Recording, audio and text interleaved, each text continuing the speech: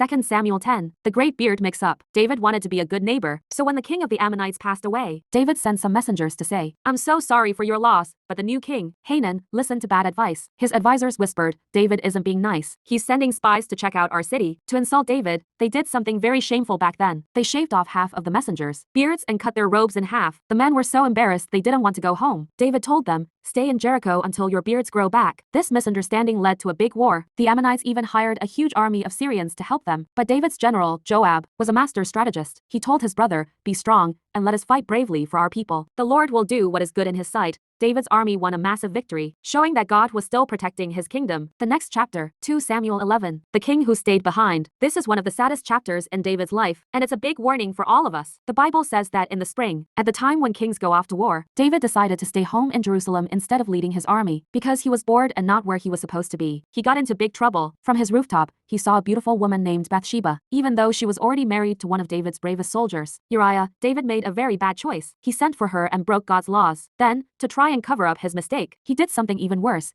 He sent a secret note to the front lines of the battle, making sure that Uriah would be put in the most dangerous spot so he would be killed. David thought he had hidden his secret perfectly, but the very last verse of the chapter says, "But the thing David had done displeased the Lord." Even heroes can make big mistakes when they stop being careful. David was a man after God's own heart, but he was still human. This story reminds us that we are most at risk when we are idle, not doing what we should be, and that no secret is ever truly hidden from God. It's always better to be honest than to try and cover up a mistake with another one. David thinks he got away with it, but God is about to send the prophet Nathan to tell David a story about a little ewe lamb that will make the king realize exactly what he's done. Read 2 Samuel chapters 12 and 13 to see David's heartbreaking apology and the trouble that starts in his own family.